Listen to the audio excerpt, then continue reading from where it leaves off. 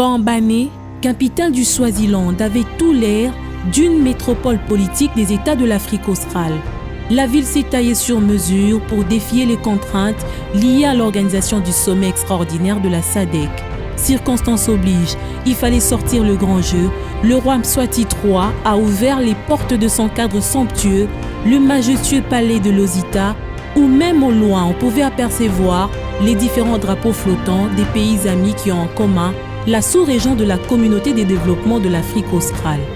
En signe d'unité et de solidarité, un accueil chaleureux réservé aux convives, bon signe d'organisation, mais il fallait bien passer à l'essentiel vu l'enjeu majeur du sommet. Dans l'auditoire des pourparlers, le dossier sur la crise congolaise était sur la sellette. La République démocratique du Congo, conscient de l'enjeu, a déployé son armada de personnalités avec à sa tête le Premier ministre Sami Badibanga, représentant du chef de l'État à ce sommet. Dans la valise congolaise, un cahier de charges précis a un message clair.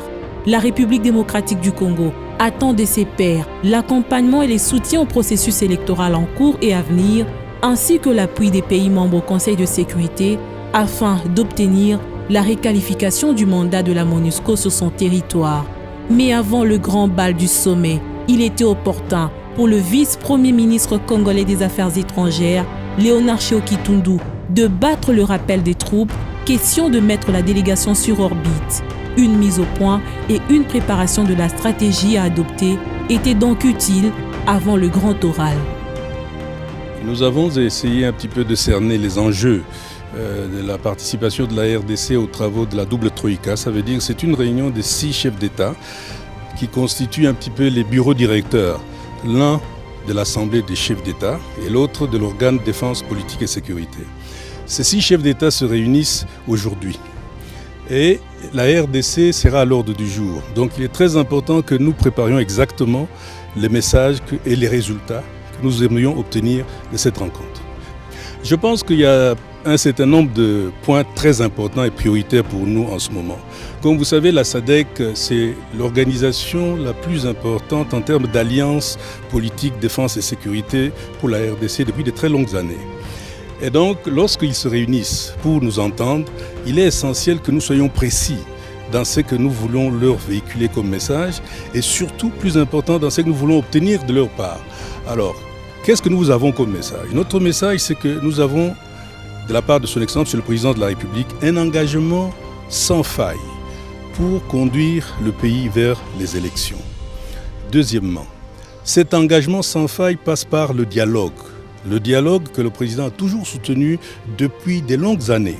Donc, la permanence du dialogue comme mode de remise des Congolais autour d'une table pour obtenir une feuille de route consensuelle qui mène vers des élections justes, apaisées, est une constance. Et nous aimerions réassurer nos alliés de la SADC de cette constance. Troisièmement, nous aimerions qu'ils comprennent que lorsqu'on dialogue dans un climat de démocratie pluraliste, c'est normal qu'il puisse y avoir des mésententes, des dissensions, etc. Et que ça ne doit pas être considéré comme des blocages, mais c'est un processus qu'il faut mener avec beaucoup de patience et beaucoup de maturité et qui va déboucher vers certainement des solutions heureuses. Et finalement, nous aimerons surtout solliciter leur appui au Conseil de sécurité des Nations Unies par rapport à la nécessité impérieuse de réévaluer complètement l'efficacité de la MONUSCO. Une stratégie gagnante de ce sommet, la République démocratique du Congo sort victorieuse puisqu'elle obtient formellement le soutien de ses pairs qui, sans embâche, recommandent aux parties prenantes dans le dialogue politique congolais de finaliser les dispositions spécifiques pour la mise en œuvre de l'accord politique du 31 décembre. Le sommet a fait appel à la communauté internationale à soutenir la RDC en facilitant les élections paisibles et fructueuses. Le sommet a en outre recommandé à toutes les parties impliquées dans le conflit en RDC au désarmement, démobilisation, réintégration, rapatriement et au repeuplement dans les zones à combat. S'agissant du mandat de la MONUSCO, plus spécifiquement de la brigade d'intervention, le sommet a appelé à son renouvellement et au renforcement de capacités opérationnelles de la brigade en vue de répondre à la menace asymétrique des forces négatives. Nous tenons à informer le membre de la SADC de l'évolution de la situation politique et électorale dans notre pays et chercher aussi le soutien de la SADC dans tout ce qui se passe actuellement en République démocratique du Congo. La République démocratique du Congo savait qu'elle devait faire entendre sa voix. Tous les canaux de communication étaient donc profitables pour arriver à cette fin. Avant ce sommet, le pays s'est préparé. Des réunions, des audiences, des échanges sous forme d'opérations de charme ont été initiés. Le premier pays à prendre langue avec la RDC, la Tanzanie qui passe désormais comme une mère protectrice. Elle veille et surveille tout en affirmant son rôle très important dans la sous-région. Un rôle qu'elle assumait déjà depuis la conférence des ministres des Affaires étrangères de Dar es Salaam sur la situation politique en RDC et au Lesotho. Son vice-premier ministre, ministre des Affaires étrangères, Augustin Maïga, a réitéré son engagement et celui de son pays de transmettre le message de Joseph Kabila au sommet extraordinaire de la SADC. The double troika will be meeting this afternoon. Et la double troïka va se réunir tout à l'heure. Il y aura des questions sur la situation politique au Lesotho et en République démocratique du Congo. Mais actuellement, nous sommes satisfaits que nous ayons eu des informations précises et actuelles par la voix du ministre des Affaires étrangères de la République démocratique du Congo. Et nous avons appris avec beaucoup de joie la reprise des pourparlers par la CENCO avec toutes les parties prenantes du jeu politique congolais. Nous sommes confiants que la question du président du Conseil national de suivi et du Premier ministre va être résolue, et ainsi que la formation du gouvernement après, pour permettre à la Commission électorale nationale indépendante qui fait du bon travail de pouvoir avancer sur le calendrier électoral. Nous lançons un appel à toutes les parties prenantes à ces discussions politiques à trouver un consensus rapide sur la question du président du Comité national de suivi, la question du Premier ministre et à la formation du gouvernement. Ce n'est pas seulement la SADC qui attend qu'une issue soit trouvée, mais aussi c'est toute la communauté internationale qui veut que les choses aillent de l'avant, et nous comptons sur la bonne foi des parties prenantes congolaises à cette discussion. Monitoring group and the formation of a new government as soon as possible. Une toute autre réunion avant la clôture de ce sommet. C'est cette audience où Léonard Shehu Kitundu a échangé avec le ministre zambien en charge du commerce extérieur et celle commis à l'agriculture. Ces personnalités ont élaboré le canevas de travail pour la tripartite Angola-République démocratique du Congo-Zambie à venir. Au nom de deux pays, ils optent pour la consolidation des liens de coopération à travers ces différentes rencontres. J'espère que la Zambie, le Congo démocratique, a fourni des efforts pour avancer ces relations bilatérales. Oui. La Zambie et le Congo démocratique sont des pays seuls parce que nous avons une longue histoire. Thank you. Really, this was a formalization of the meeting. Un meeting de formalisation des entretiens qu'elle a eu avec son collègue du commerce de République démocratique du Congo. Il y a des grandes perspectives entre la Zambie et la République démocratique du Congo, notamment la ratification d'ici le 15 juin dans cette session ordinaire du Parlement d'un accord entre la Zambie et la République démocratique du Congo. Alors elle pense que la formalisation de cet accord et des discussions au niveau bilatéral va permettre de booster le commerce entre nos deux pays.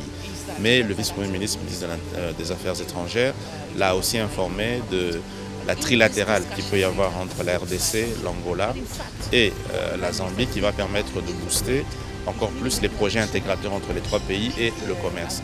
Alors il y a eu aussi le point sur la possibilité de créer un guichet unique au niveau de Kasumbalesa pour permettre la fluidité du commerce entre la Zambie et la République démocratique du Congo, mais aussi la possibilité d'une zone franche, ce qu'on appelle une free trade zone, pour permettre que les produits de Zambie et de Congo s'échangent sans beaucoup de tracasseries administratives et sans taxes. Voilà. Et la quatrième chose, c'est la facilité pour des grands lacs concernant le mouvement des biens, et qui est financé par la la Banque mondiale. Alors ils en ont discuté pour voir dans quelle mesure on peut rapidement implémenter cet accord pour permettre que la fluidité des biens et services soit vraiment dans la région des Grands Lacs, et la Zambie est partie à cet accord. Que la République démocratique du Congo est le plus grand partenaire en termes d'échanges commerciaux de la Zambie.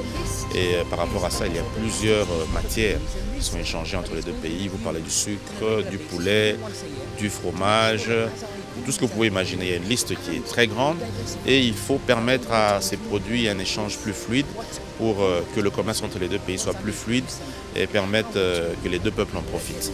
Intertwine to make sure that we take advantage of the economies of the two countries. Dans le cadre des consultations régulières qui existent entre nos deux pays. Mais en même temps, nous sommes en train de préparer la tripartite Angola, République démocratique du Congo et la Zambie. C'est une rencontre que nous avons prévue depuis le sommet de l'Union africaine à Addis Abeba et que nous voulons à tout prix voir réaliser afin de renforcer les relations entre nos trois pays. Nous sommes aussi membres de la SADC, mais nous voulons renforcer les relations entre les trois pays limitrophes. Et nous avons parcouru aussi la situation en République démocratique du Congo. Effectivement, nous tenons à informer les membres de la SADC de l'évolution de la situation politique et électorale dans notre pays et chercher aussi le soutien de la SADC dans tout ce qui se passe actuellement en République démocratique du Congo. Oui, nous avons tenu à confirmer l'excellence des relations de bon voisinage qui existent entre nos deux pays. Et c'est ce bon voisinage pour éviter tout malentendu qu'on a entendu dernièrement dans la presse, les relations entre la Zambie et la République démocratique du Congo sont au beau fixe. Des liens de coopération qui ne traduisent aucune ombre de doute sur les relations au beau fixe entre l'Angola et la République démocratique du Congo.